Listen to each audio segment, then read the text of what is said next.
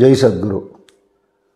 கோவிந்தபுரம் சத்குரு ஞானானந்த பாதுகா மண்டபத்தில் ஜனங்களுடைய நன்மைக்காக தொடர்ந்த பிரார்த்தனைகளும் சமூக சேவை நடவடிக்கைகளாக அன்னதானம் முதலான நல்ல காரியங்களும் நடக்கிறது. இதுக்கு கைங்கரியம் பண்ணி எங்களுடைய கரங்களை வலுப்படுத்தணும்னு நினைக்கிறவா உங்களால் முடிஞ்ச காணிக்கைகளை எங்களுடைய ட்ரஸ்ட்டுகளுக்கு அனுப்பிச்சு அந்த விவரத்தை எங்களுடைய ஆஃபீஸ் நம்பரில் தெரியப்படுத்தினா உங்களுக்கு ரசீதும் பிரசாதம் அனுப்பப்படும்.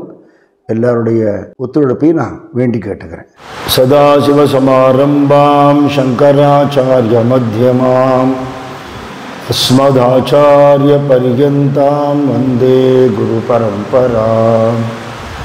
மந்தஸ்மிதமுகாம்போஜம் மகனீய குணார்ணவம் மதுராபாஷிணம் சாந்தம் சர்வபூததயாபரம் பக்தவாத்சல்ய ஜலதிம் பரமானந்த விக்கிரகம் ஞானானந்தம் பிரபன்னோஸ்மி நிர்மல ஞான சித்தையே.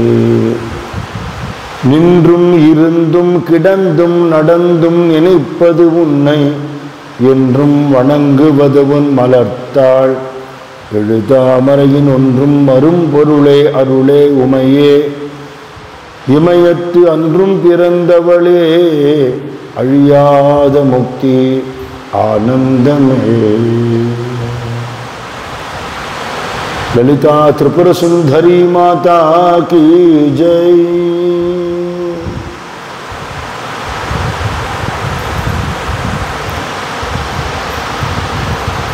எல்லாருக்கும் எப்பவுமே ஆனந்தமாக இன்பமாக இருக்கணும் அப்படிங்கிற எண்ணம் உண்டு. இது இயற்கை. துன்பத்தை யாரும் விரும்புறதில்லை. சில பேர் அடுத்தவா துன்பத்தை விரும்புறவா கூட இருக்கா உலகத்தில். தன் வரையில் துன்பத்தை யாரும் விரும்புறதில்லை. மகான்கள் எல்லாரும் நன்னா இருக்கணும்னு நினைக்கிறான். ஏன் எல்லாருக்கும் இன்பம் எப்பவும் கிடைக்கிறது இல்லை அப்படின்னு ஒரு கேள்வி நமக்கு இருக்கு இல்லையா? ஸ்ரீ ராமகிருஷ்ண பரமஹம்சர் சொல்றார், அதுக்கு ஒரு காரணம் இருக்கு. மனுஷன் இன்பத்தை நினைச்சு துன்பத்தை அடையிறான். அதுக்கு என்ன காரணம்னு சொல்றாரு. நமக்கு எல்லாருக்குள்ளேயும் பகவான் இருக்கார், நாம எல்லாரும் பகவானுக்குள்ள இல்லை, அதுதான் காரணம் அப்படின்னு சொல்ற.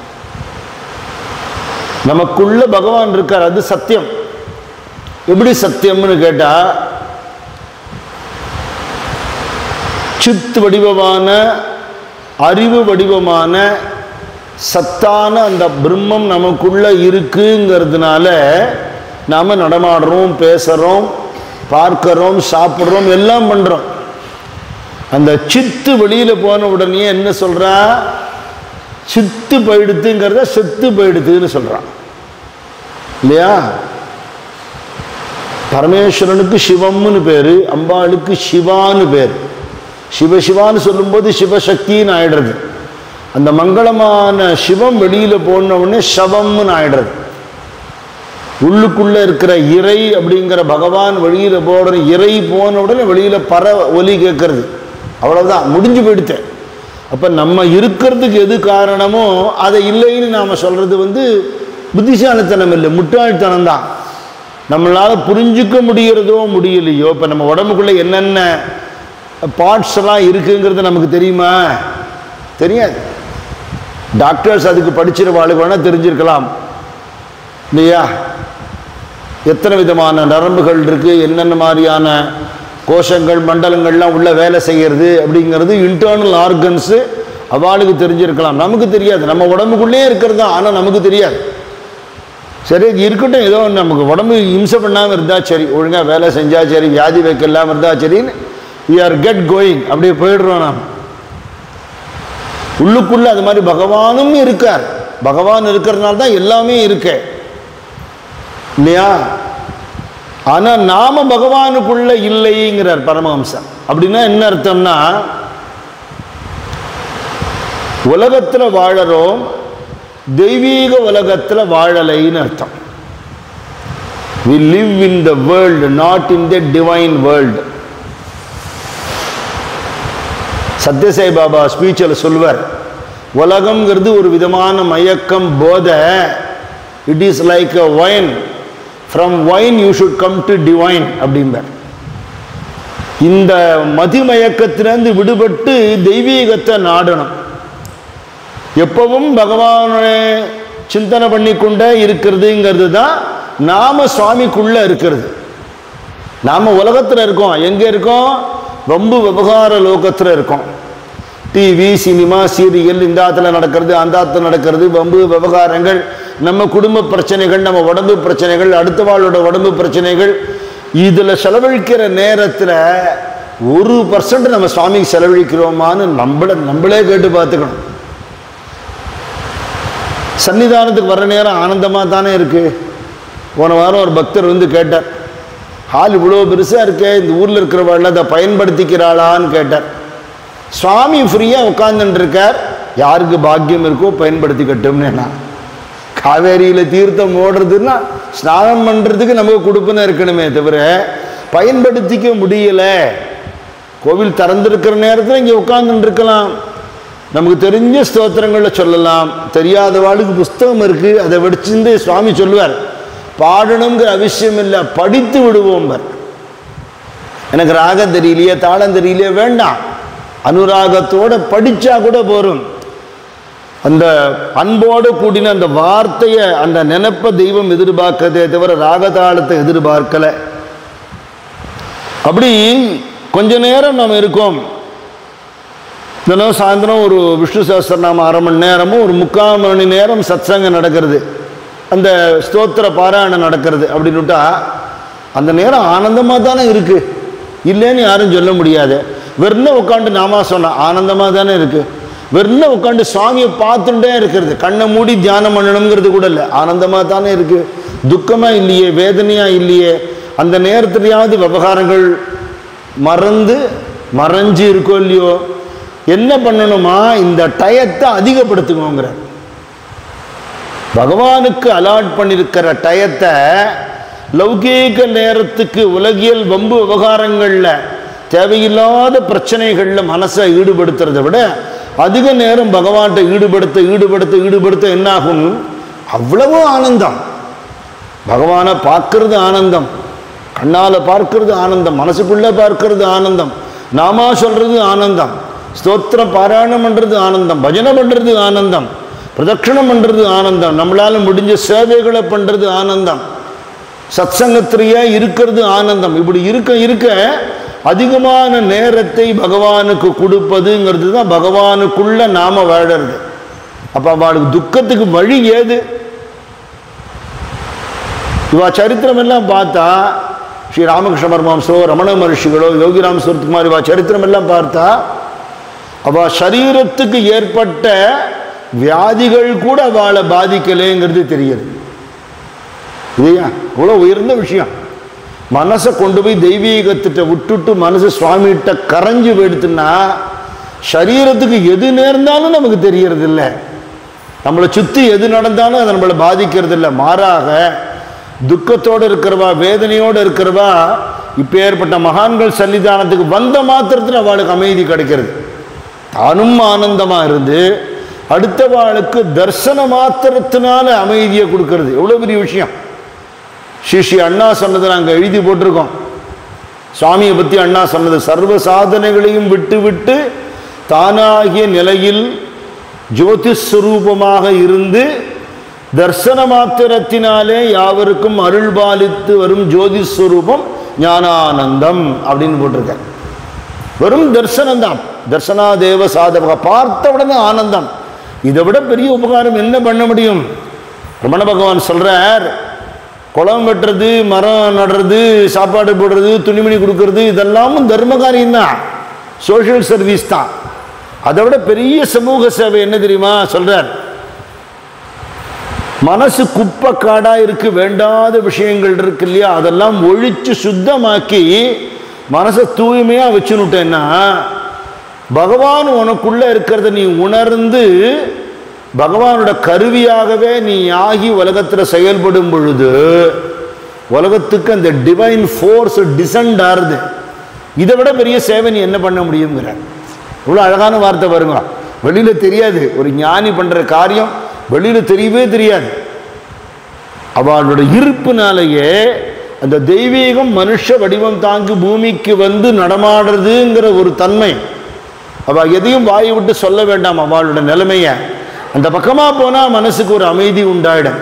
அங்கே ஒன்று பிரார்த்தனை பண்ணால் அந்த பிரார்த்தனை நடந்து போயிடும்.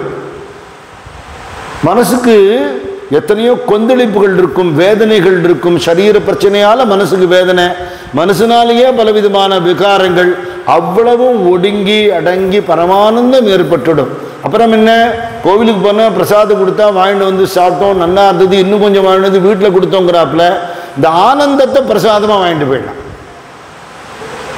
சுண்டலும் சக்கரை பொங்கல் மட்டும் பிரசாதம் இல்லையே, இந்த ஆனந்தம் பரமானந்த விக்கிரகம்னு சுவாமிக்கு பேர் இருக்கு இல்லையா, அந்த ஆனந்தம் எனக்கு பிரசாதமாக கிடைக்கணும்னா சதா எவ்வளவுக்கு எவ்வளவு முடியுமோ அவ்வளவுக்கு அவ்வளவு சத்சங்கத்திலேயே மனசு தோய்ஞ்சு கிடக்கணும். சத்சங்கம்ங்கிற பேரில் போய் அந்த இடத்துல விவகாரம் பண்ணிட்டு இருக்கக்கூடாது. எங்கே கோவிலுக்கு போகிறோமோ மடத்துக்கு போகிறோமோ அங்கே என்ன விவகாரம் அப்படின்னு பார்த்தோம்னா நமக்கு விமோச்சனம் இல்லை. இப்போ எப்பவும் பகவானோட இருக்கிறதுங்கிறதுக்கு வழிகள் என்ன சொல்கிறா, பகவானை சதா தியானம் பண்ணுறது, முடியலையா ஸ்தோத்திரங்கள் பாட்டு பாடலாம்னு சொல்கிறா. அம்பாளுக்கு ஒரு சகஸ்ரநாமத்தில் ஒரு நாமா உண்டு, நாம பாராயண பிரீதா அப்படின்னு ஒரு நாமம். அம்பாளுக்கு எது ரொம்ப பிடிக்கும், அவளோட திருநாமத்தை திருப்பி திருப்பி சொன்னால் அவளுக்கு பிடிக்கும். ஸ்தோத்திர பிரியான்னு ஒரு நாமா உண்டு. நல்ல ஸ்தோத்திரங்கள், அம்பாவோட ஸ்தோத்திரங்கள் நிறைய மகான்கள் எழுதியிருக்கா. பரபிரம்மே தான் பல வடிவங்கள் எடுத்திருக்கு. சிவனும் அதுதான், அம்பாளும் அதுதான், பெருமாளும் அதுதான், மகாலட்சுமி அதுதான், பிரம்மதேவனும் அதுதான், சரஸ்வதியும் அதுதான், விநாயகர்லேருந்து சுப்பிரமணிய சுவாமியிலேருந்து ஆஞ்சநேயர் ஐயப்பன் பரியந்தம் அவ்வளவும் அந்த ஒரே தெய்வத்தோட வெளிப்பாடு தானே தவிர பஞ்சமுக தீபத்தில் இருக்கிற 5 சுடர் தெரியறதுன்னா 5ம் வேறு வேறு நெருப்பு இல்லை, ஒரே நெருப்போட 5 வடிவம் தானே. அது மாதிரி ஒரு பரபிரம்மம் தான் இவ்வளவா இருக்கு. ஆனாலும் மகான்கள் சொல்றா, அந்த பரபிரம்மத்தை தாயாக வணங்குறதுல ஒரு சௌலபியம், ஒரு உரிமை இருக்குங்கிற. அம்மானுட்ட எல்லாருக்குமே ஒரு உரிமை உண்டு, ஒரு சுவாதீனம் உண்டு. அம்மாட்ட எவ்வளவு அன்பு இருக்கோ, மதிப்பு மரியாதை இருக்கோ, அவ்வளவு வாத்சல்யம், அவ்வளவு உரிமை சலுகை நமக்கு உண்டு. அதனால எனக்கு இது வேணும்னு நீ டிமாண்ட் பண்ணி கேட்கலாம்ங்கிற. பாரதியாரும் சொல்றார், நம்பினார் கெடுவதில்லை 4 முறை தீர்ப்பு, அம்பிகையை சரண் புகுந்தால் அதிக வரம் பெறலாம். அப்பாவை விட அம்மாட்ட சலுகை ஜாஸ்தி. அதனால அம்மாவோட உபாசனை ரொம்ப சுலபம்.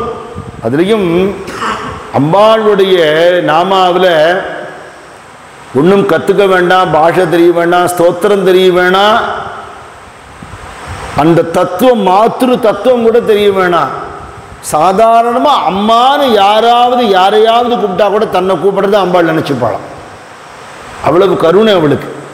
ஞானானந்த சுவாமி சொல்லும்போது கருணாம்பிகைம்பர் அம்பாளை, கருணையே வடிவமானவள்ங்கிறனால அப்படி நினைச்ச மாத்திரத்தில் அந்த அம்மா பரம கருணை பண்ணி அனுகிரகம் பண்ணுவா. பிள்ளை சொன்ன பேச்சு கேட்கலன்னா அப்பாவுக்கு கோபம் வந்துடும். அவனை வெளியில் போய் சொல்லு, என் மூஞ்சியில் முழிக்கப்படாதும்பார். அம்மா தாபத்தோட ஏண்டா அப்படி இருக்கேன்னு கேட்பாளே தவிர அப்பாவுக்கு தெரியாமல் சாதம் போட்டுடுவா, அப்பாவுக்கு தெரியாமல் கொடுக்க வேண்டியது கொடுத்துடுவா. அந்த சலுகையோட அன்போட கூடின அறிவுரையா இருக்குமே தவிர அவன் திருந்தணும்னு பகவானை வேண்டிப்பா, கடுமையாக நடந்துக்க முடியாது. அதனால் ஆச்சாரியால் சொல்கிறார், அம்பாளை பற்றி சொல்லும்போது குபுத்ரோ ஜாயே தபி குமாதா ந பவதிங்கிற. அம்மா உலகத்தில் கெட்ட பிள்ளைன்னு இருக்கலாம், உலகத்தில் நிறைய நல்ல பிள்ளைகள் கெட்ட பிள்ளைகள் இருக்கா, கெட்ட அம்மானு இருக்க முடியுமோ? அப்படி இருக்க முடியாது. அம்மாங்கிறவள் அன்பே வடிவமானவள், கருணையே வடிவமானவள். உலகியல்ல நம்ம பார்க்குற அம்மாவே அப்படி இருந்தா சாட்சாது ஜெகன்மாதா பராசக்தியோட அன்பை சொல்ல முடியுமா? இல்லையா? குழந்தைகள் வேளைக்கு சாப்பிட்டு தான் அம்மா கவனிக்கிறாப்புல அம்பாள் எப்படி கவனிக்கிறா? அகில முழுதும் உள்ள 6 உயிரினங்களும் ஆழப்பெருங்கடலில் வாழுயிரினங்களும் அன்றன்று உணவு கொள்ள அத்தனைக்கும் தந்தருளி அன்னபூர்ணேஸ்வரி ஆடுகின்றாளவள், அன்னபூர்ணேஸ்வரி ஆடுகின்றாள். நமக்கு தெரிஞ்சோ தெரியாமலோ நமக்கு ஒரு வேளை ஆகாரம் கிடைக்கிறதுன்னா அம்பாளோட அனுகிரகம், அன்னபூர்ணேஸ்வரி அனுகிரகம் யார் மூலமாவது வந்து நமக்கு கொடுத்துருவா. காட்டுக்குள்ள இருக்கிற மிருகங்கள், பூமிக்கடியில் இருக்கிற புழு பூச்சிகள், கடலுக்கடியில் இருக்கிற உயிரினங்களுக்கும் அவள் தான் கொடுக்கிறா. அத்தனை ஜீவன்களையும் அவள் தான் ரட்சிக்கிறாங்கிறதுனால அப்படி காரணம் இல்லாமல், ஹேத்து இல்லாமல் கருணை பண்ணக்கூடியவள். அவளை நோக்கி கூப்பிட்டு அம்மா என்னை காப்பாத்துன்னு சொல்லிட்டா எப்படி அனுகிரகம் பண்ணாம இருப்பான்? அகஸ்தியர் இப்படி பாட்டெல்லாம் எழுதி கொடுத்திருக்கார். ஆதி தேவியே அம்மா நான் அடிமை அல்லவோ அம்மா, என்னை ஆளவாவா அம்மா அம்மா அம்மா. ஆதி தேவியே அம்மா கருணையின் அருளை என்பேன், இந்த கடையவனுக்கும் அருள் செய்தாய், அருகில் இருந்து துணை தரும் மலை மகளே. ஆதி தேவியே அம்மா நான் அடிமை அல்லவோ அம்மா, என்னை ஆளவாவா அம்மா அம்மா அம்மா. ஆதி தேவியே அம்மா. அம்மா அம்மான்னு உருகிட்டா அனுகிரகம் இல்லாமல் எப்படி இருப்பா? அவளால் இருக்க முடியுமான்னு கேட்கிறான். என்ன வேணாலும் கொடுப்பா, இக பர சுகம், லௌகீக விஷயமும் கொடுப்பா, மோட்சமும் கொடுப்பா. ரெண்டுமே அவளால் முடியுங்கிறதுனால ஞானம் அடையணும்னாலும் அவள் கிருபை வேணும். அவள் தான் மகா மாயையா திரையா இருக்கிறவள். அவள் ஸ்கிரீனை நகர்த்தினா தான் நீங்கள் சாமியை பார்க்க முடியும். திரை போட்டுவிட்டா ஸ்கிரீனை திறந்தாதான் சாமியை பார்க்க முடியும். அந்த திரையாக மகா மாயையா இருக்கிறவள் அவள் தான். பரமஹம்சர் ஒரு உதாரணம் சொல்றார். வனவாசத்தில் போகிறத ஒரு சின்ன வரப்பு வழியாக நடந்து போவாளாம். ராமலக்ஷ்மணன்லாம் சின்ன ஒத்தையடி பாதை வரப்பு அப்படிலாம் போவா. முன்னாடி பகவான் போயிட்டு இருப்பார், முன்னாடி லக்ஷ்மண சுவாமி போயிட்டு இருப்பார், நடுவில் சீதை, பின்னாடி ராமர் வருவர். லக்ஷ்மணனுக்கு அண்ணாவை பார்க்கணும்னு ஆசையாக இருக்குமா. ஏதாவது ஒரு சந்தர்ப்பம் வரும், அப்படி திரும்பி பார்த்தாருன்னா மன்னி தெரியவா, மன்னியை தாண்டி அண்ணன் தெரிய மாட்டார். அப்போ அவர் பார்க்க ஆசைப்படுறாரு தெரிஞ்சுன்னு அவர் திரும்பும்போது சீதை அப்படி நகர்ந்து போகலாம், அப்போ தான் ராமரை பார்க்க முடியுமா. ஒரு எக்ஸாம்பிள் கொடுக்குறார். மகாமாயான அம்பாள் வந்து உனக்கு வழிவிட்டால் ஒழிய நீ சுவாமி தரிசனம் பண்ண முடியாது.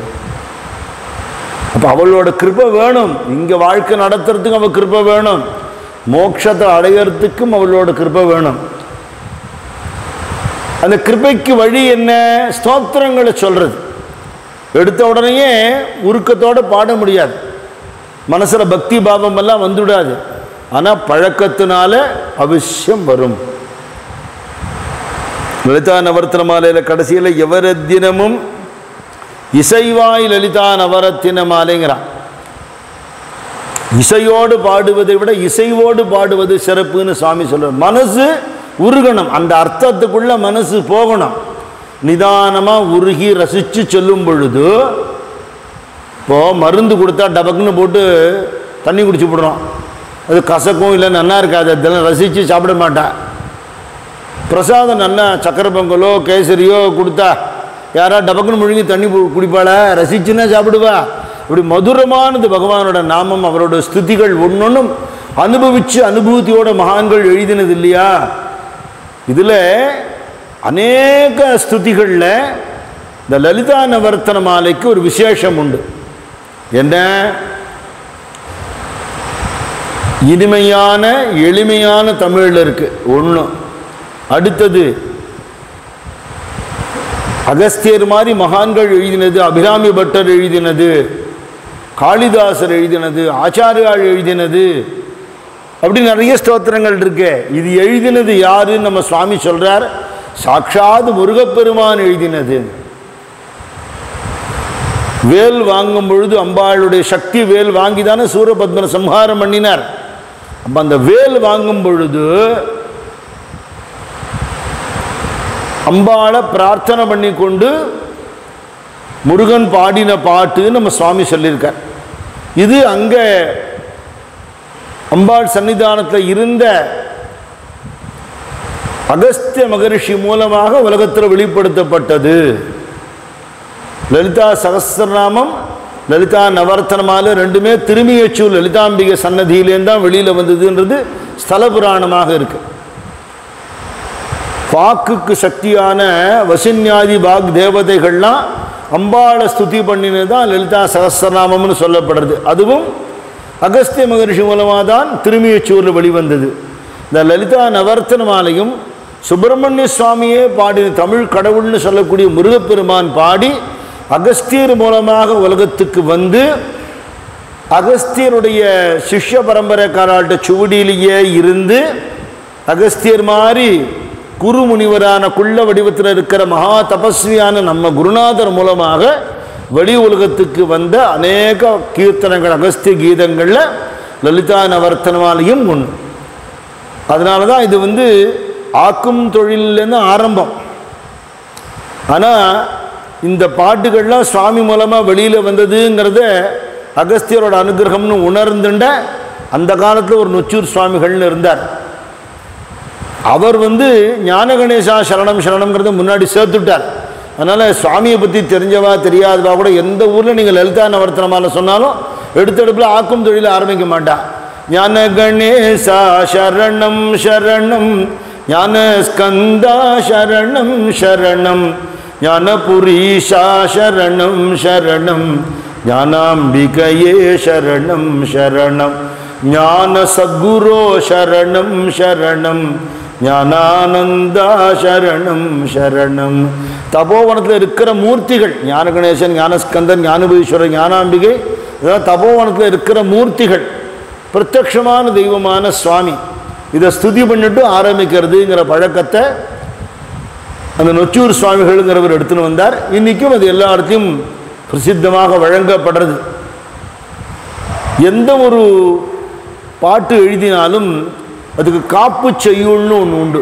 என்ன அப்படின்னா, நல்லபடியாக இந்த பாட்டு எழுதணும், இது பூர்த்தி அடையணும், சரியான வார்த்தைகள் சரியான எண்ணங்கள் சரியாக கோர்வையாக வரணும், எந்த இடைஞ்சலும் விக்னமும் இடையூறும் இருக்கப்படாதுன்னு விக்னேஸ்வர பகவானை வேண்டிட்டு தான் சொல்கிறதுங்கிறது எல்லா பாட்டு எழுதுகிற மகான்களுக்கும் சம்பிரதாயமாகவே இருக்கு.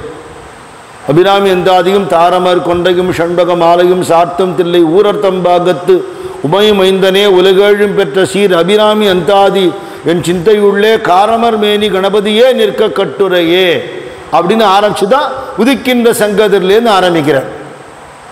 அக்ஷரமண மாலைங்கிற அருணாச்சலேஸ்வரர் மேலே பரம அத்வைத அனுபூதி கிரந்தமான ஒரு ஸ்துதி எழுதின ரமண பகவானுமே கருணாகர கணபதியே அப்படின்னு விநாயக பெருமானை வேண்டிட்டு தான் அதிகம் எழுதினார்.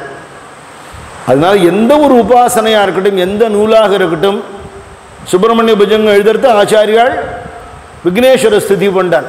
விநாயக பெருமானோட கருணையோட அந்த ஸ்துதி பூர்த்தி ஆகணுங்கிறது பிரார்த்தனை. அம்பாள்கிட்ட வேல் வேண்டிக்கிறார் சுப்பிரமணிய சுவாமி. எத்தனையோ ஆயுதங்கள் எங்கிட்ட இருக்கு, அவனும் நம்ம அப்பாட்டையே வரம் வாங்க, நம்ம சூரபத்மன் அவனை வதம் பண்ண முடியல, அதனால தபச துஷ்பிரயோகம் பண்ணி தவறாக வரம் வாங்கிட்டு எல்லாரையும் கஷ்டப்படுத்துகிறான். அவனை சம்ஹாரம் பண்ணுறதுக்கு அதுக்கும் மேம்பட்ட ஒரு சக்தி எனக்கு வேணும், அது நீ அனுகிரகம் பண்ணு அம்பாள்கிட்ட வேண்டிக்கிறதுக்காக வந்திருக்கார். அப்படி வேண்டிக்கும் பொழுது முதல்ல அண்ணாவை பிரார்த்தனை பண்ணுறார். வெள்ளி கல்யாணத்துலேயும் ஒரு சம்பவம் உண்டு. இவர் வேடனாக மாறி வயசான கழவராக விருத்தனாக மாறி வேங்க மரமாக மாறி எல்லாம் பண்ணி வெள்ளி கல்யாணம் பண்ணிக்க முடியல, சம்மதிக்க மாட்டேன்னுட்டா. கடைசியில் அண்ணாவை பிரார்த்தனை பண்ணிட்டு விக்னேஸ்வர பகவான் யானையாக வந்து தான் பயமூர்த்தி இந்த கல்யாணத்தை பண்ணி வச்சார் அப்படின்னு சரித்திரம் இருக்கு இல்லையா. அது மாதிரி எல்லாத்துக்கும் அவரோட கிருபை வேணுங்கிறதுனால அவரை பிரார்த்தனை பண்ணிக்கிறார்.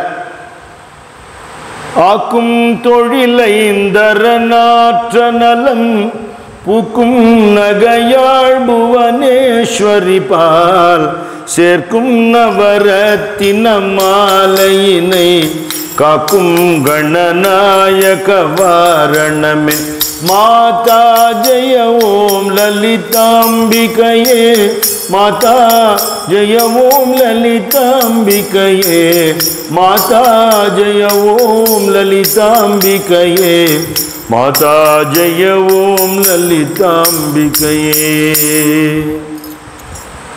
இந்த ஸ்துதி நல்லபடியாக பூர்த்தி ஆகணுங்கிறதுக்காக வாரணம்னா யானை, வாரணமாகிய அண்ணாவை இதுக்கு காரணமாக இருந்து நடத்தி கொடுங்கோங்கிறார். காக்கும் கணநாயக வாரணமேன்னு அண்ணாவை பிரார்த்தனை பண்ணுறார். என்னத்துக்கு அப்படின்னா நம்ம அம்மாவை ஸ்துதி பண்ணணுங்கிற எண்ணம் வந்திருக்கு. இந்த எண்ணத்தை கொடுத்ததும் அம்மா தான். அது வார்த்தைகள் நல்லபடியாக வந்து யாரும் முருகப்பெருமானே அப்படி கேட்குறார்.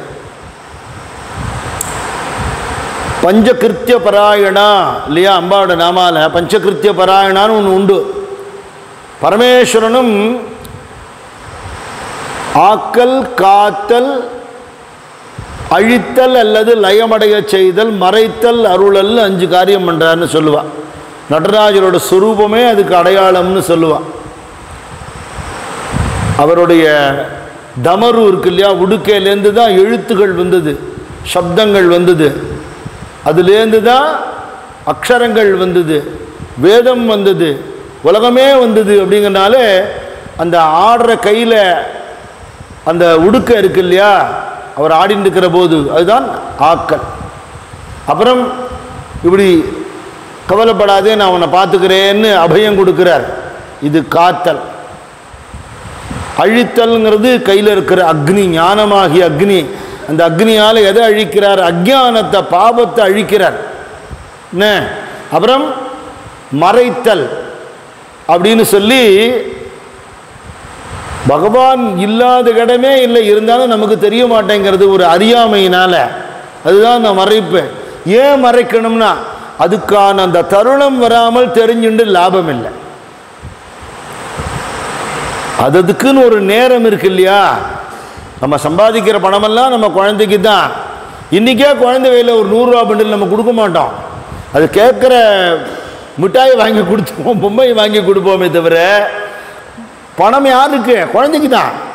கொடுக்க வேண்டிய நேரத்தில் கொடுப்போம், இப்போ கொடுக்க மாட்டோம்.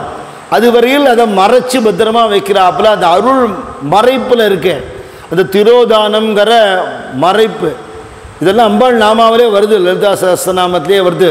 சிருஷ்டிகத்ரி பிரம்மரூபா கோப்திரி கோவிந்த ரூபணி திரோதான கரீஸ்வரி சம்ஹாரணி ருத்தர் ரூபா எல்லாம் வருதோ இல்லையோ, சதாசிவா அனுகிரகதாலாம் வருதே. அப்போ அந்த மறைத்தல்ங்கிறது என்ன? திருவடி கீழே முயலகன்கிறவனை அப்படி அமைக்கின்னு இருக்கார் நடராஜர். அருளல்ங்கிறது என்ன? உனக்கு அனுகிரகம் பண்ணுறதுக்காக தான் என் திருவடி அப்படி தூக்கி காட்டுறேன், பிடிச்சிக்கோ அப்படிங்கிறார். அதனால் நடராஜ சுவாமியோட மூர்த்தியில் அந்த 5 தொழில் இருக்குதுன்னு சொல்லுவாள்.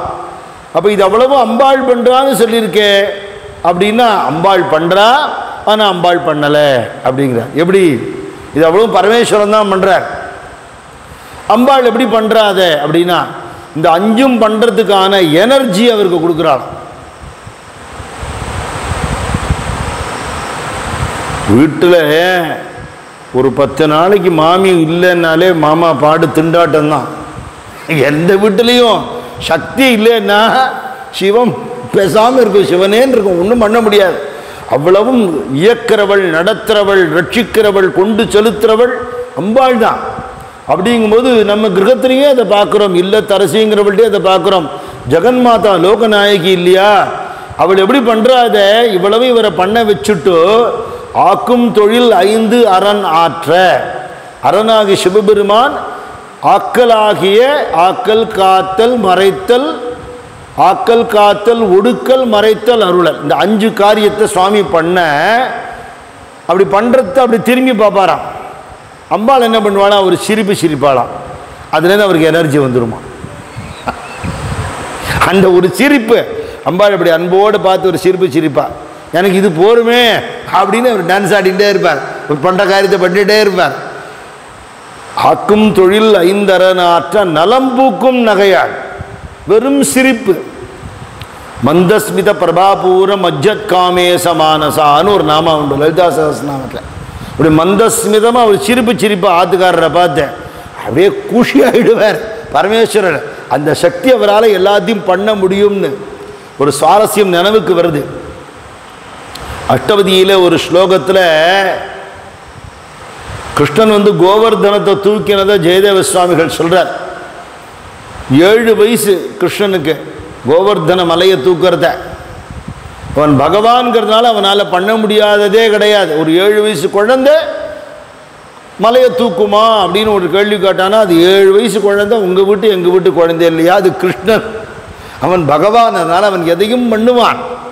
நாராயண தீர்த்தர் சொல்றார், சமஸ்த லோகங்களையுமே வெட்ட வெளியாக இருந்து தாங்குறியே, நீ ஒரு மலையை தூக்கினேங்கிறது ஒரு விஷயமா அப்படிங்கிறார்.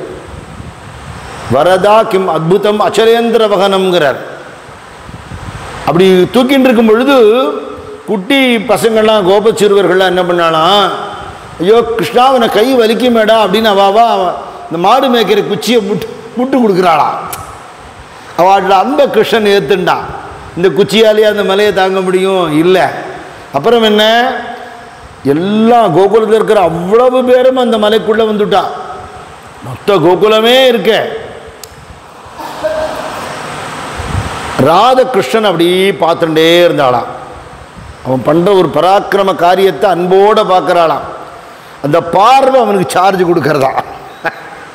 ஜெயதேவர் சொல்றார், ஐயோ குழந்தைக்கு கை வலிக்குமேன்னு அந்த கோகுலத்தில் இருக்கிற கோபிமார்கள் இந்த மாமிகள்லாம் என்ன பண்ணாலாம், அவன் கிருஷ்ணனோட கையில் போய் முத்தம் கொடுத்தான். அவன் கனகரேல்னு இருக்கானோ இல்லையோ குழந்தை, 7 வயசு குழந்தை. அந்த கோபியர்கள்லாம் கையில் முத்தம் கொடுக்க கை சவந்து போயிடுத்தான். இப்போ கிருஷ்ணன் நினச்சினானா, இவ்வளவு அன்பை நீங்கள் கொடுத்தேன்னா எவ்வளோ நாள் வேணால் நான் மலையை தூக்குவேன் அப்படி தூக்கி நிற்கிறானா. ராதையோட ஒரு பார்வை அவனுக்கு எனர்ஜி கொடுத்ததுன்னு சொல்லுவா. அப்படின்னா அம்பாளோட சிரிப்பு, நலம் பூக்கும் நகையாள் புவனேஸ்வரி பால், அப்பேற்பட்ட பஞ்ச கிருத்தியத்தை அப்பா பண்ணும்படியாக அம்மா சிரிச்சு அனுகிரகம் பண்ணுறா. அந்த அம்மாவுக்கு நாம் என்ன கொடுக்க முடியும்? ஒரு புஷ்பத்தை எடுத்து போடலாம், ஒரு மாலை கட்டி போடலாம். ஆனால் அந்த மாலை வாடி போயிடும். காத்தால பண்ணினா சாயந்தரத்துக்கு தாங்காது. இப்போ வாடாத ஒரு மலர் கொடுக்கணும்னா பூமாலை விட வஸ்து என்ன? பாமாலை. அதுவும் சாதாரண பாட்டுகளாக இல்லாமல் அம்மாவுடைய உயர்ந்த ரத்தனமயமான குணங்களை, அவளோட மகிமைகளை சொல்லி, நவம்னா 9ன்னு ஒரு அர்த்தம் இருக்கு, நவம்னா புதுமைன்னு ஒரு அர்த்தம் இருக்கு, நவநவமானன்னு சொல்லுவா இல்லையா. அப்படி அவளுடைய பெருமைகள் சொல்ல சொல்ல சொல்ல சொல்லுல எழுத்துல அடங்கவே அடங்காது. அந்த பெருமைகளை, அந்த மகிமைகளை அம்மாவை நினைச்சுண்டு சொல்லி ஒரு ரத்தன மாலையாக, நவரத்ன மாலையாக, ஒரு பாடலாக சமர்ப்பிக்கணும்னு நினைக்கிறேன். இது நல்லபடியாக வர்றதுக்கு அண்ணா அனுகிரகம் பண்ணுங்கோ. ஆக்கும் தொழில் ஐந்தரநாற்ற நலம் பூக்கும் நகையாள் புவனேஸ்வரி பால் சேர்க்கும் நவ ரத்தின மாலையினை காக்கும் கணநாயக வாரணமே. அருணகிரிநாதரும் கந்தர அனுபூதியில் அவரை வேண்டிட்டு தான் பாடார். நெஞ்ச கனகல்லு நெகிழ்ந்து உருக தஞ்சத்தருள் ஷண்முகனுக்கு இயல் சேர் செஞ்சல் புனை மாலை சிறந்திடவே பஞ்சக்கர ஆனை பதம் பணிவா அப்படின்னு வேண்டிக்கிறார். அதுக்கப்புறம் என்ன, இதுவே எனக்கு உத்தியோகமாக இருக்கட்டும், வேறு எங்கேயும் போய் நான் வேலை செஞ்சு சம்பளம் வாங்கி குடும்பம் நடத்த வேண்டாம். ஆடும் பரிவேல் அணிசேவல் என பாடும் பணியே பணியாய் அருள்வாய். தேடும் கயமாமுகனேச்சரிவில் சாடும் தனியானே சகோதரன் கஜமுகாசுரனை வதம் பண்ணின விக்னேஸ்வர பகவானுடைய சகோதரனே முருகப்பெருமானே, அண்ணாவும் தம்பியும் சேர்ந்து எனக்கு அனுகிரகம் பண்ணுங்கோ. எப்பவும் உங்களை பாடிண்டே இருக்கிற இதுவே என் வாழ்க்கையாக, என் தொழிலாக எனக்கு அமையட்டும்னு வேண்டிக்கிறார். அப்படி இவரும் விக்னேஸ்வரரை வேண்டிண்டு அண்ணாவோட அனுகிரகத்தோட அவர் கையில் பூர்ணமான மோதகத்தை வச்சுட்டு இருப்பார் இல்லையா, அந்த பூர்ணத்துவத்தை, அந்த பூர்த்தியை நமக்கு கொடுக்கக்கூடியவர் விக்னேஸ்வர பகவான். அவரை பூஜை பண்ணலைன்னா விக்னத்தை கொடுப்பார், பூஜை பண்ணிட்டா விக்னத்தை கெடுப்பார். அதனால் விக்ன கிருத்து விக்ன நாசனஹா. நீங்கள் பார்க்கலாம் நிறைய கோவிலில் ரெட்டை பிள்ளையார் வச்சுருப்பா. ஒரு பிள்ளையார் வந்து இடைஞ்சல் கொடுப்பார் பக்தி இல்லைன்னுட்டா, இன்னொரு பிள்ளையார் அந்த இடைஞ்சலை உடைப்பார். சாட்சாத் பரமேஸ்வரனே வரம் கொடுத்தவர் குழந்தைக்கு. உன்னை யார் நினைக்கலையோ அவளோட காரியங்கள்லாம் விக்னமாகட்டும், யாராக இருந்தாலும் எந்த காரியம் பண்ணுறதுக்கு முன்னாடி உன்னை நினைக்கணும்னு அவர் தான் சொன்னார். அவர் தன்னை அதில் எக்ஸ்க்ளூட் பண்ணிவிட்டார். அவர் ஆனால் திரிபுர சம்ஹாரத்துக்கு கிளம்பும்போது பிள்ளையார் நினைக்காதனால அச்சு முறிந்து போனது. தேவர்களுடைய சங்கல்பத்தினால உண்டான ரதத்தில் அச்சு முறிந்து போனது அப்படிங்கிறது புராணத்தில் இருக்கு. அச்சிவன் உரை ரதம் அச்சது பொடி செய்த அதிதீரா அப்படின்னு கைத்தில் நிறைய கணில அருணகிரிநாதர் பாடுறார். பெரியவா தெய்வத்தின் குரல் இதை பற்றி சொல்லும்போது சொல்கிற, இது புராண காலத்தில் நடந்த சரித்திரம். இது லீலைகள்லாம் பொதுவாக பூமியில் தான் நடக்கும். அவள்லாம் கைலாசத்தில் இருந்தால் கூட ஒரு ஸ்தலம்னு உண்டாக்கி அந்த இடத்துல ஒரு லீலையை பண்ணி நமக்கு அந்த ஸ்தலம் என்றைக்கும் கிடைக்கிறாப்புல பண்ணிட்டு போயிடுவா. அப்படி இந்த அச்சு இற்ற பாக்கம் அச்சிறு பாக்கம்னு இன்றைக்கி இருக்குது. மெட்ராஸ் தாண்டி போனால் அந்த இடத்து வழியாக ராமேஸ்வரத்தை பிரதிஷ்டை பண்ணுறதுக்கு ஆதிசங்கர் பகவத்பாதாரோட மூர்த்தி எடுத்துன்னு போகிறாளாம். அந்த இடம் தாண்டும் போது எடுத்துன்னு போகிற அந்த பெரிய வண்டியில் ஆக்சல் உடஞ்சி போயிடுதான், அச்சு முறிஞ்சு போயிடுதான். பெரியவா அதை எழுதுறார். அச்சிறு பாக்கத்தில் அங்கே அப்போ அச்சு முறிஞ்சது, தேர் அச்சு. இப்போ வண்டி எடுத்துன்னு போன டிராக்டருடைய ஆக்சில் உடஞ்சி போச்சு. அப்போ அந்த இடம்ங்கிறது கன்ஃபார்ம் பண்ணிவிட்டார் பிள்ளையார். அப்புறம் என்னன்னா அன்றைக்கி பரமேஸ்வரன், இன்னைக்கு பரமேஸ்வரன் அவதாரமான ஆதிசங்கரர் அப்படின்னு பெரியவா சொல்ல தெய்வத்தின் குரல்ல. அப்படி விக்னேஸ்வர பகவானை வேண்டிக் கொண்டு இந்த பாடலை ஆரம்பிக்கிறார். அம்மா உன் மகிமையை நாங்கள் தெரிஞ்சுன்ற முடியுமாங்கிற, எங்களோட அறிவுக்கு எட்டவே எட்டாததாச்சே உன்னோட மகிமை. யாரோட கருணையால் நான் சிந்தனை பண்ணுறேனோ அந்த சிந்தனையால் ஒன்றை சிந்திக்க முடியுமா? யாரோட கருணையால் நான் பேசுகிறேன்னு இந்த வாக்கில் ஒன்றை நான் அடக்க முடியுமா? அப்படின்னா என்னால் முடிஞ்சது நான் ஏதோ பண்ணலாமே தவிர அது பூர்த்தியாக ஒன்றை நான் சொல்லிட்டேன் நினச்சிட்டேன்னு சொல்ல முடியாது இல்லையா? அப்படி யாரெல்லாம் உன்னை தெரிஞ்சுக்கணும்னு முயற்சி பண்ணுறாளோ உன் அருளால் தெரிஞ்சுக்கலாமே தவிர அறிவால் தெரிஞ்சுக்கவே முடியாது. கற்றும் தெளியார் காடே கத்தியாய் கண்மூடி நடுங்கனவானத்தவும் பெற்றும் தெரியார் நிலையென்னவும் பெருகும் பிழையேன் பேச தகுமோ? பற்றும் வயிற படைவாழ் வயிற பகைவர்க்கெமனாக எடுத்தவளே பற்றாத அருள் சுனையே வருவாய். மாதா ஜெய ஓம் லலிதாம்பிகையே, மாதா ஜெய ஓம் லலிதாம்பிகையே, மாதா ஜெய ஓம் லலிதாம்பிகையே, மாதா ஜெய ஓம் லலிதாம்பிகையே, மாதா ஜெய ஓம் லலிதாம்பிகையே. நிறைய புஸ்தகங்கள் படிக்கலாம், லலிதா சாஸ்திரநாம பாஷ்யம் படிக்கலாம், அம்பாளை பற்றி நிறைய பஞ்சதசி இருக்குது, திரிபுரா ரகசியங்கள் இருக்குது, தசமகா வித்யா இருக்குது, பிரம்ம வித்தையை பற்றி இருக்குது, அம்பாள் ஸ்ரீ வித்தையை பற்றி இருக்குது, நிறைய ஸ்தோத்திரங்கள் இருக்குது, நிறைய உபாசகால் எழுதின கிரந்தங்கள் இருக்குது. இதெல்லாம் படித்ததுனால தெரிஞ்சுன்ற முடியுமா அப்படின்னு கேட்டால் சுவையாக சமைப்பது எப்படிங்கிற 10 புஸ்தகம் படித்தாப்புல நாக்கில் டேஸ்ட்டும் வராது, வயிறும் ரொம்பாது. புஸ்தகம்தான், அனுபவம் தான். அந்த அனுபவத்தை யார் கொடுப்பான்னா அதே அம்பாளே குருமண்டல ரூபிணியாக சத்திய ஞானானந்த ரூபிணியாக அவளே வந்து பிரம்ம வித்யா ரூபிணியாக அவளே தான் அந்த அனுபவத்தை அனுகிரகத்தை கொடுக்க முடியுமே தவிர நம்ம படித்ததுனால தெரிஞ்சுக்க முடியாது. படித்ததுனால என்ன ஏற்படும்னா படிச்சுட்டேங்கிற ஒரு அகங்காரம் வந்து ஏற்கனவே இருக்கிற ஸ்க்ரீனோடு இன்னொரு ஸ்க்ரீன் சேர்ந்து போயிடும், மறைச்சிடும். அப்போ படிக்கப்படாதான்னா படிக்கலாம், படித்ததை அனுபவத்துக்கு கொண்டு வர முயற்சி பண்ணினால் படிக்கலாம். சுவாமிகிட்ட ஒருத்தர் வந்து சொன்னாராம், நான் வந்து உபனிஷத்தை படிச்சிருக்கேன், கீதை படிச்சிருக்கேன், பிரம்மசூத்திரம் படிச்சிருக்கேன்னு சொன்னாராம். சுவாமி அப்படியே நிறுத்தினாராம். அவர் பாட்டு லிஸ்ட்டு பூரா சொல்லிட்டு இருந்தாருண்ணா. படித்தவரில் அனுபவம் ஆகிடுத்தான்னு கேட்டாராம். இல்லையே, இல்லையா? அவசியம் இல்லையே. இவ்வளோ படித்து ராமகிருஷ்ணன் சொல்லுவார், உபன்யாசம் பண்ணவனுக்கு தாண்டா நிறைய புஸ்தகம் வேணும், அனுபவத்துக்கு அனுஷ்டானத்துக்கு ஒன்று போரும். அதுக்கு அவர் ஒரு கிராமத்து உதாரணமாக சொல்லுவார். எப்போவுமே தற்கொலை பண்ணிக்கிறதுக்கு ஒரு ஊசி போரும், யுத்தம் பண்ணுறதுக்கு தான் படம் வேணும். உனக்கு சுவானுபவம் வர்றதுக்கு ஒரு நாமா, ஒரு ஸ்லோகம், ஒரு தியானம் அது போற. நீ தனி வியக்தியாக இருக்கிற உன்னுடைய செப்பரேட் ஐடென்டிட்டிங்கிற அஜ்ஞானம் நீங்கி பகவானோட நீ கலக்கணும். அதுக்கு ஒரு நாமா, ஒரு ரூபம், ஒரு மார்க்கம் போகிறோம். லெக்சர் பண்ண வேண்டிய வாளுக்கு நிறைய தெரிஞ்சுக்க வேண்டிய அவசியம் இருக்குது, பேசுகிற விஷயம் இருக்கிறதுனால அவளுமே அனுபவத்துக்கு முயற்சி பண்ணினா அந்த வார்த்தையில் ஒரு சக்தி இருக்கும். வெறும் சொற்பொழிவாக இல்லாமல் அந்த வார்த்தை மனசை படணும்னா இல்லையா, உள்ளுக்குள்ளே இங்கே சத்தியம் இருந்தால் தான். கிருஷ்ண பிரேமியண்ணா சொல்லுவார், ஹிருதய ஸ்பர்ஷியாக இருக்கணும் வார்த்தைங்க. உபன்யாசம் பண்ணால் மனசை தொடணும். ரொம்ப நல்லா இருந்துயா, நல்லா டைம் பாஸ், கடை கடை கடை சிரிச்சுட்டு ஏந்து போயிட்டோம் வச்சுக்கோ, வேஸ்ட்.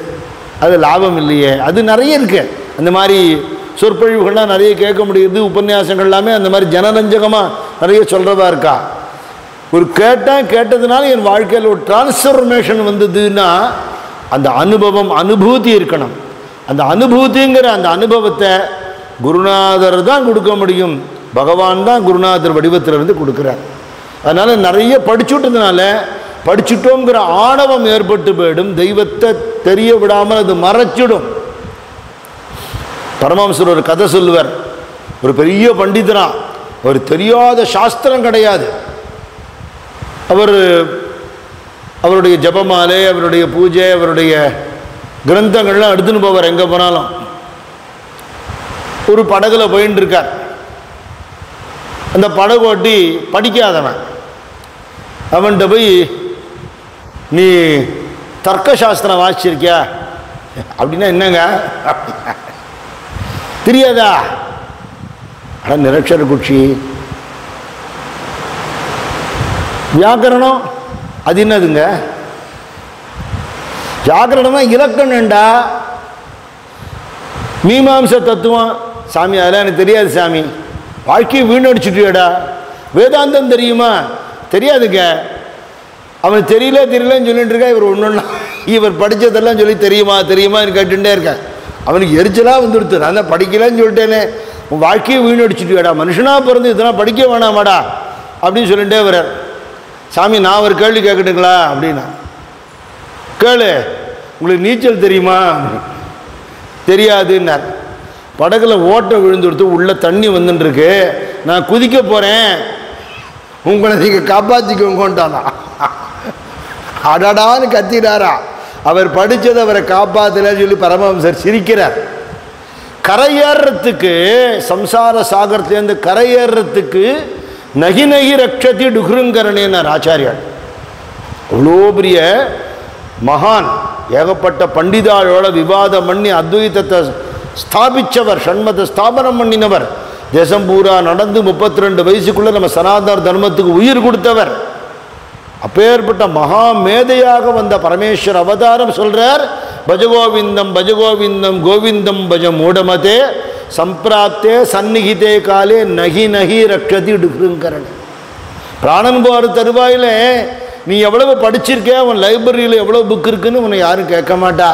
அதை நீ ஒப்பிச்சாலும் உனக்கு லாபம் இல்லை. வாக்கில் நாமா வந்தால் தான் மோட்சம், வேற வழியே கிடையாது. துக்காராம் மகாராஜ் சொல்றார், எல்லாத்தையும் படிச்சுட்டு கடைசியில் சாரம் நாமான்னு நீங்கள் சொல்லிட்டு இல்லையோ, நாங்கள் முதல்லையே பிடிச்சுன்னுட்டோம்னு. நாமாச்சே சாதன வைகுண்ட பாவன, நாமாச்சே சாதன வைகுண்ட பாவன, தேதே பிரம்மஜான கோண புசே, தேதே ब्रह्मज्ञान कोण पुसे, नामाचे साधन नामाचे साधन नामाचे साधन वैकुंठ पावन. வைகுண்டத்துக்கு ஐஷன் போகிறதுக்கு விஷ்ணு பார்ஷதாள் வந்தான்னா, நீ பிரம்மஜானத்தை பற்றி, வேதாந்தத்தை பற்றி, சாஸ்திரங்களை பற்றி எவ்வளவு படிச்சிருக்கேன்னு கேட்க மாட்டா, எவ்வளவு நாமா சொன்னேன்னு கேட்பாங்க. அதுதான் அங்கே நிற்கும் கடைசியில். அப்போ இதெல்லாம் படிச்சுக்கலாம், தெரிஞ்சுக்கலாம், தப்பே கிடையாது. ஆனால் இது மூலமாக பக்தி உண்டாகி பகவானோட கலப்பதுங்கிற ஒன்று தான் மோட்சத்தை கொடுக்குமே தவிர. இன்னொரு உதாரணம் சொல்லுவார் பரமஹம்சர். இந்த உலகத்தை அம்பாள் உண்டாக்கினா பலவிதமான சௌரியங்களை உண்டாக்கி நம்மளை வாழ வச்சா, லௌகீக சுகங்களை கொடுத்தா, சத்சங்கத்தையும் கொடுத்தா, நிறைய தெய்வீக விஷயங்களை படிக்கவும் கேட்கவும் வச்சா, இதெல்லாம் தாண்டி அம்மா நீதான் வேணுங்கிற தாபமும் உருக்கமும் வரும்போது தான் அவள் ஓடி வந்து அணைச்சு மடியில் போட்டுன்னு பால் கொடுப்பாங்க. மாய உலகினை படைத்தாய், மாய உலகினை படைத்தாய், இந்த மாய உலகினில் என்னை ஒப்படைத்தாய். மாய உலகினை படைத்தாய், இந்த மாய உலகினில் என்னை ஒப்படைத்தாய். செய் நான் தவிப்பது கண்டு, செய் நான் தவிப்பது கண்டு, செய் நான் தவிப்பது கண்டு, நீ சிரித்து மகிழுவதேனோ. தங்கச்சிலம்போசை கேட்குதம்மா, மனம் தங்காமல் உன்னையே நாடுதம்மா. தங்க சிலம்போசை கேட்குதம்மா அம்மா அம்மா. விளையாட்டுக்கு நிறைய பொம்மை வாங்கி கொடுத்துருவா அம்மா. அது விளையாடி நிற்கிற மட்டும் அவளுக்கு வேலை இருக்கு, சமைச்சு வச்சிருப்பா. அது பசின்னு அழும்போது தான் சாப்பாடு கொடுக்கணும்னு காத்துட்டு இருப்பா. ரொம்ப நேரம் விளையாட்டு இருக்கிறது அம்மாவை மறந்து போயிடும். அப்புறம் பசி வந்தோடனே பொம்மையை தூக்கி போட்டு அம்மானு கத்துறது, அம்மா ஓடி வந்து என் கண்ணேன்னு அணைச்சிட்டு பால் கொடுத்து ஆகாரம் கொடுக்குறாப்புல அந்த ஞான பால், அந்த ஞான அமிர்தத்தை, ஞான ஆனந்தத்தை அம்பாள் எப்போ கொடுக்குறா? உனக்கு அதுக்கான தேவை ஏற்படும் பொழுது. எனக்கு ஜீரண கோளாறு இருக்குது, ஒரே புளிச்ச ஏப்பமாக வருது, வயிறு என்னமோ பண்ணுறது. பிரசாதம் கொடுத்தா நான் என்ன சொல்லுவேன்? எனக்கு வேண்டாம் அப்படின்னு தானே சொல்லுவேன். பிரசாதத்தை என்னால் சாப்பிட முடியாது, ஏன்னா அதுக்கான பசி எனக்கு இல்லை. ராமலிங்க சுவாமிகள் பசித்திருங்கிறாரு, இந்த பசி தான் நமக்கு ஒரு நாளைக்கு 6 தினம் வருது, அந்த பசி இல்லை. ஞான பசி உண்டாகணுமே, அது வரணுங்கிறது தான் முக்கியமே தவிர இந்த படிக்கிறதெல்லாம் அங்கே கொண்டு விடணும். கற்றதால் ஆய பயனன்கொள் வாளறிவன் நற்றாள் தொழாறு. நிறைய படி, என்ன அனுபவம், எத்தனை தரம் உருகின, எவ்வளவு சொட்டு கண்ணீர் விட்டேன், எவ்வளவு நாம சொன்னேன், எவ்வளவு அன்பு உண்டாச்சு ஹிருதயத்தில், அதுக்கு மட்டும்தான் வேலை. படித்து தெரிஞ்சுக்கிறதுனால மட்டும்ங்கிறது இல்லை, படிக்காமலேயே அருள் பெற்றவனுக்கும் தான் மேதைங்கிற எண்ணம் வந்த ஒரு வரலாறு உண்டு. மகாகவி காளிதாஸ் ஆடு மேய்க்கிறவன், படிப்பறிவில்லாதவன், பார்க்கறதுக்கு லட்சணமாக இருப்பான்.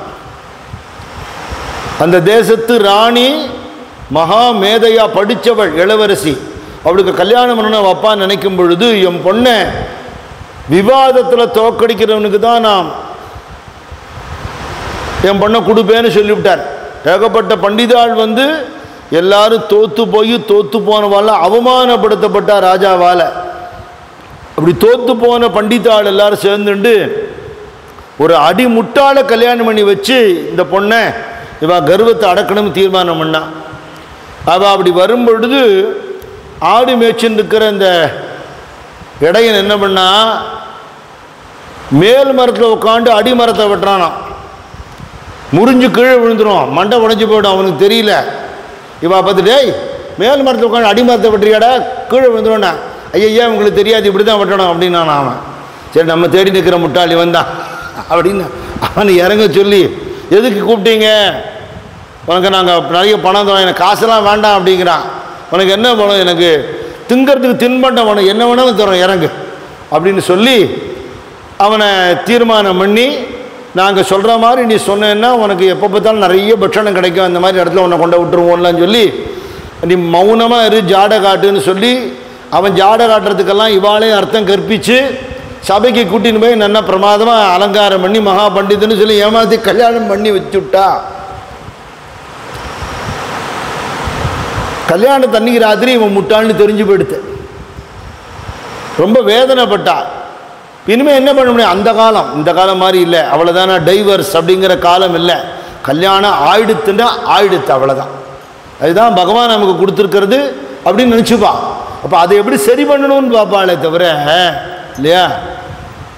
அம்பாளை போய் பிரார்த்தனை பண்ணிக்க சொன்னால், அம்பாள் மகா காளியை பிரார்த்தனை பண்ணுறவன காளி வந்து அவன் நாக்கில் அக்ஷரம் எழுதி அவனை மகா மேதையாக மாற்றினா, இன்றைக்கும் காளிதாசன் எழுதின சாகுந்தலமோ மேக சந்தேசமோ குமார சம்பவமோ ரகுவம்சமோ உலக பிரசித்தமாக இருக்க சம்ஸ்கிருதம் படிக்கிறவாள்லாம் அது படிப்பான். அப்படி ஒரு ஷாமலா தண்டகமெல்லாம் அப்படி எழுதியிருக்கார். அவர் மகா மேதையாக போயிட்டார்.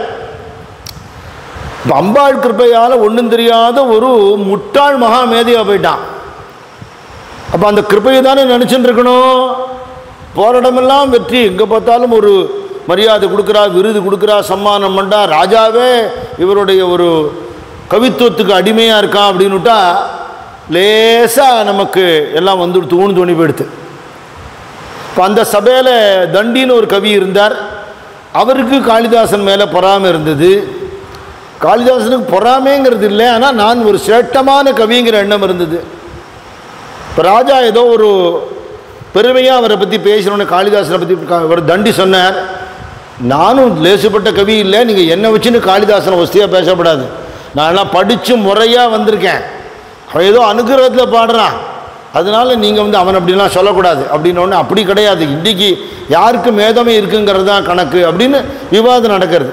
எதுக்கு நம்ம வந்து அம்பாளையே கேட்டுவிடுவோமே. சன்னிதானத்துக்கு போகிறா அம்மா, காளிதாசன் கேட்குறான், எங்கள் 2 பேரில் கவிஸ்ரேஷ்டன் யாருன்னு கேட்டான். தண்டியே கவிஸ்ரேஷ்டன்னு சொல்லிட்டான் அம்பாள். அவனுக்கு கோபம் வந்துடுத்து. என்ன ஒன்றும் தெரியாத ஒரு முட்டாள் என்னை வந்து நீ பாட்டு எழுத வச்ச, உன் கருணையால் பாட்டு எழுதுகிற நான் ஒஸ்தியா, படித்து பாட்டு எழுதுகிற அவன் ஒஸ்தியா அப்படிங்கிற கோபம் ஏற்பட்டு அம்பாளை திட்டப்படாத வார்த்தையால் திட்டி விட்டானான். திட்டுட்டு கேட்குறான், தண்டி வந்து கவிஸ்ரேஷ்டன்னா நான் யாருன்னா, நீ நானேனா, நீ தாண்டா நான் தாண்டா, நீ என் குழந்தைடா, நீ அவன் படித்து வந்தவன், நீ என் பிள்ளைன்னு விட்டான். அச்சுச்சோன்னு எழுதுட்டான். என்னை கருணை பண்ண தெய்வத்தை வச்சுட்டேனே, எனக்கு வாக்கு கொடுத்த நீ வந்து என்கிட்ட திட்டு வாங்கிட்டு இருந்துட்டியே அப்படின்ன உடனே ஒரு கதை சொல்லுவா. அதுக்கப்புறம் அவன் மறுஜென்மாவில் ஒரு ஊமையாக பிறந்தான்னு சொல்லுவான். ஊமையாக பிறந்து காஞ்சிபுரத்தில் இருந்து அங்கே கோவில்லையே பிரசாதத்தை தின்னுட்டு அழுக்கு வஸ்திரத்தை கட்டிண்டு வாயில் சாலவா ஒழுகிண்டு தூங்கிண்டே இருக்கிற ஒரு அசடா போயிட்டானான். அந்த சன்னிதானத்தில் வந்து ஒருத்தன் உபாசனை பண்ணுறான் அம்பாளை. அம்பாள் ஒரு குட்டி பொன் குழந்தையா பாலையா வரா, வாயில் தாம்பூலம் போட்டுருக்கா. அனுகிரகம் பண்ணுறதுக்காக வந்திருக்கேன், வாயை தரங்கிறா. யாரு? இந்த பண்டிதனை உபாசனை பண்ணுறவனை. அவன் எதை இடைஞ்சல் பண்ணுறது, இந்த பொண்ணு விஷமம் பண்ணுறது, போன்னு விரட்டினான். இவன் வாயை கொட்டாய் விட்டுட்டு தரத்தில் படுத்துட்டு இருக்கான். இந்த முட்டாள் அவன் வாயில் தாம்பூல பூரித்த முக்கின்னு அந்த வாக்குனால அப்படி பிரசாதம் கொடுத்தாலாம். அப்புறம் அவர் மூக்க கவியாகி மூக்க பஞ்சத்தை எழுதினான்னு சொல்லுவான். அதனால படித்ததுனாலையும் ஆணவம் வரும், அருளால பாண்டித்யம் வந்துடுத்துனா கூட பண்டிதன்கிற ஆணவம் வந்துடும். எந்த நிலையிலையும் அருணகிரிநாதர் சொல்றாப்பல, யாம் ஓதிய கல்வியும் எம் அறிவும் தாமே பெற வேலவர் தந்ததினார். நீ போட்ட பிச்சை அம்மா, எனக்கு தெரியாது, எனக்கு ஒன்றும் தெரியாது அப்படிங்கிற எண்ணம் இருந்தால் ஒழிய நிறைய படிக்கிறதுனால ஆணவம் வந்து உன்னை தெரிஞ்சுக்க முடியாமல் போயிடும். கற்றும் தெரியாது காடே கதியாய் கண்மூடி நெடுங்கனவான தவம் பெற்றும் தெரிய. நிறைய பேர் தபஸ் பண்ணின சரித்திரங்கள்லாம் இருக்கு. நிறைய அசுரர்கள்லாம் தபஸ் பண்ணியிருக்கா. அந்த மாதிரி தபஸ் பண்ண முடியுமாங்கிற மாதிரி கோர தபஸ் பண்ணியிருக்கா. பகவான் பிரத்யக்ஷம், பிரம்மதேவன் பிரத்யக்ஷமானார்னு நல்ல வரமாக கேட்டா, அச்சு பிச்சு மாதிரி இவன் அழியணும் அவன் அழியணும், என்னை யாருமே கொல்லப்படாது அப்படி இப்படின்னு வரங்கள் கேட்டு, வரங்கள் பெற்று உழல் வாழற கரதம் வாலியபுரம் மூன்றெருத்தானேங்கிற சுந்தரமூர்த்தி சுவாமி. வரங்கள் வாங்கின, ஹிரண்யகசிபு வரம் வாங்கினா, குட்டிச்சோரா போனா ராவணன் வரம் வாங்கினா. இவெல்லாம் தபஸ்விகள், மகா தபஸ்விகள், கொஞ்சம் நஞ்சம் இல்லை. ஆயிரக்கணக்கான வருஷம் தபஸ் பண்ணி, தேவி மகாத்மியத்திலே ஒரு கதை உண்டு.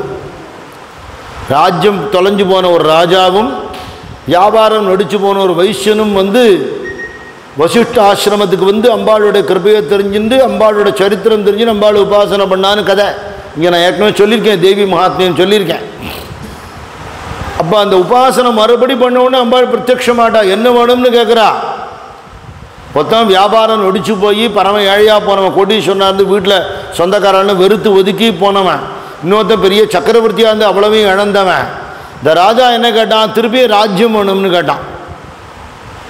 இந்த வியாபாரி என்ன கேட்டான், எனக்கு மோட்சம் கொடுன்னு கேட்டான், ஞானம் கொடுன்னு கேட்டான். இப்போ உபாசனை பண்ணுறது தபசு பண்ணுறதுனா கூட, தெய்வமே பிரத்யக்ஷமானா கூட இந்த தெய்வத்தில் என்ன கேட்கணும்னு நமக்கு தெரியணும் இல்லையா?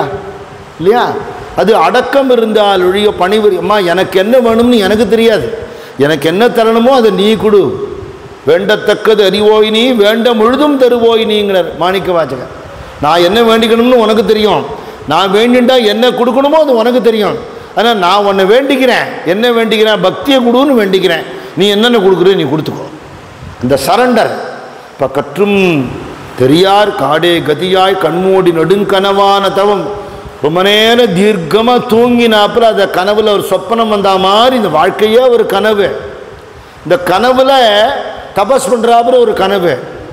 அப்படின்னு கனவு கலைஞ்ச உடனே திருப்பியும் பழைய லோகம் வராப்புல, தபஸ் முடிஞ்ச உடனே நிறைய பேர் பூஜை புனஸ்காரம்லாம் பண்ணுவா, மணிக்கணக்காக பூஜை பண்ணுவா, மணிக்கணக்காக பாராயணம் பண்ணுவா, மணிக்கணக்காக ஜபம் பண்ணுவா, மாலை உருட்டுவா.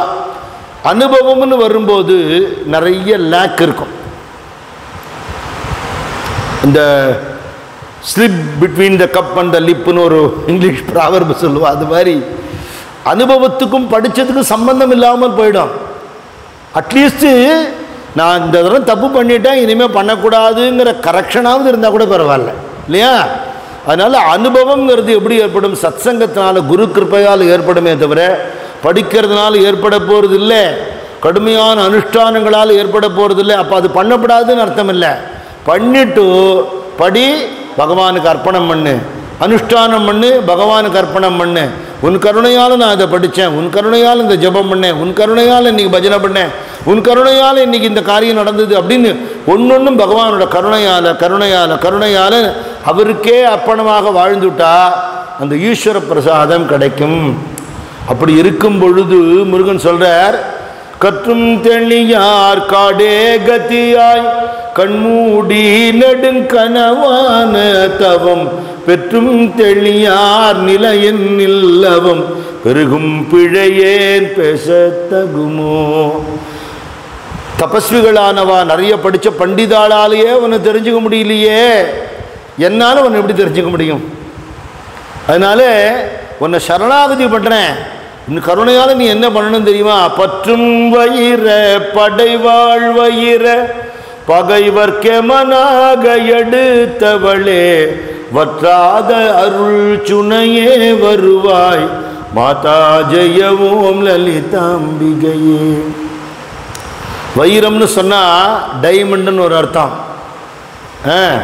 வைர பாவனைன்னு சொன்னால் விரோத பாவனைன்னு அர்த்தம். வைரம்னா பளபளப்பு உறுதி, வைரம்னா விரோதம். உன் கையில் ஒரு வாள் வச்சுன்னு இருக்க, அது வைரம் மாதிரி ஒளி விடுறது, வைரம் மாதிரி உறுதியானது. அந்த வாளால் என்ன பண்ணுவேன், அத்தனை சத்ருக்களையும் வதம் பண்ணுவேன், அசுரால வதம் பண்ணுவேன். ஏக்நாத் மகாராஜ் சொல்கிறார், அப்படி எதிரி வெளியில் இருந்தானா அவன் வரான்னு தெரிஞ்சு நீ சண்டை போட்டுவிடுவேடா. உனக்கு உள்ளுக்குள்ளேயே காமக்ரோத லோப மோகம் மத மாத்சரியாதி 6 விரோதிகள் எப்போ உன்னை அட்டாக் பண்ணுவானே உன்னால் கண்டே பிடிக்க முடியாது. அப்படி உன்னை இம்சை பண்ணுறாளே அவளை எப்படி வதம் பண்ண போகிறேன்னு கேட்குறாரு. உனக்குள்ள என்ன இருக்கா? இந்த 6 எதிரிகள் பண்ணுற அயோக்கியத்தனத்தை வெளியில் இருக்கிற எதிரி பண்ணவே முடியாது. உன்னை தெய்வத்தை தெரிஞ்சுக்க விடாமல் பண்ணுறது இந்த 6 பேரும் தான். பேராசை, பெருங்கோபம், கருமித்தனம், உலக விஷயங்களில் மோகம், நான்கிற திமிரு, பொறாமை, அடுத்த வாழை தூஷணம் பண்ணுறது, இதெல்லாம் உங்ககிட்ட இருந்துன்னு இருக்கேப்பா. இது எப்படி ஒழிக்கிறதுன்னா ஞானமாகிய வாழ் வச்சுட்டு இருக்கா கையில் அம்பாள். ஞானம்ங்கிற வாழ் கையில் இருக்கு. அந்த வாளால் உள்ளுக்குள்ள இருக்கிற உட்பகைவர்களை அழிக்கிறா, வைரிகளை அழிக்கிறா, வெளியில் வரக்கூடிய சத்ருக்களை அசுரால அழிக்கிறா. பற்றும் வயிற படைவாழ் வயிற பகைவர்க்கெமனாக எடுத்தவளே வற்றாத அருள் சுனையே வருவாய். நீங்கள் மகிஷாசுர வதத்திலேருந்து சும்பனு சிம்ப வதத்திலேருந்து பார்த்தேன்னா சடார்னு அம்பாள் வதம் பண்ணுற மாதிரி எதுலேயுமே இருக்காது. திருந்தறதுக்கு வாய்ப்பு கொடுப்பான். தன்னுடைய தூதிகளை அனுப்பிச்சு அவளை திருத்த சொல்லுவாள். தோழிகளை அனுப்பிச்சு வாய்ப்பு கொடுப்பா. மீறும் போதுதான் அந்த சரீரம்ங்கிறது அழிக்கப்பட்டு அந்த ஜீவன் அவளோட சேர்க்கப்படுறதே தவிர எல்லாருக்கும் வாய்ப்பு கொடுப்பா. கம்சன் 8வது குழந்தை தன்னை கொல்ல போகிறதுன்னு நினச்சின்னு இருக்கிறத 8வதா எக்ஸ்சேஞ்ச் ஆன குழந்தை அது பொன் குழந்தையாக போயிடுது. இந்த பொண்ணா என்னை கொல்ல போகிறதுன்னு நினச்சான். ஆனாலும் ரிஸ்க் எடுக்கப்படாது. பொண்ணோ பிள்ளையோ 8வது குழந்தைன்னு தான் சொல்லிட்டு அசரீரி. அதனால் இதை நம்ம தீர்த்து கட்டிவிடணும்னு நினச்சது. கால் அப்படி சுழட்டி தூக்கி அடித்தானா. அம்பாள் ஆகாசத்தில் துர்க்கையாக காட்சி கொடுக்குறா. சொன்னாலும் இந்த க்ஷணம் உன்னை வதம் பண்ணிட வேண்டாம் பயலே, ஆனால் என்னை கொல்லணுங்கிற நோக்கத்தோட கூட என் சரணத்தை நீ பிடிச்சி விட்ட, உன்னை நான் கொல்ல மாட்டேன், ஆனால் கொல்லாமல் கொல்றேன். என்ன, உன்னை கொலை பண்ணுறதுக்காக உள்ளவன் வேற இடத்துல வளர்ந்துட்டு இருக்கான்னு சொல்லிட்டா. இந்த பயமே அவனை கொன்னுடும். அதனால் அம்பாள் கருணைய வடிவமான வற்றாத அருள் சுனையே வருவாய்ங்கிற சம்ஹாரம் பண்ணுறதையும் கருணையை காட்டக்கூடியவள்ங்கிறதுனால தவற உணர்ந்து மன்னிப்பு கேட்டு என் வாழ்க்கையை மாற்றுக்கிறேன்னு விட்டா, அன்பு காட்டுறேன்னு விட்டா இந்த அம்பாள் அனுகிரகம் பண்ணுவா. வற்றாத அருள் சுனையே வருவாய் மாதா ஜெய ஓம் லலிதாம்பிகையே, மாதா ஜெய ஓம் லலிதாம்பிகையே, மாதா ஜெய ஓம் லலிதாம்பிகையே, மாதா ஜெய ஓம் லலிதாம்பிகையே, மாதா ஜெய ஓம் லலிதாம்பிகையே. ஆதிபராசக்தி ஜெகன்மாதா கி ஜெய்.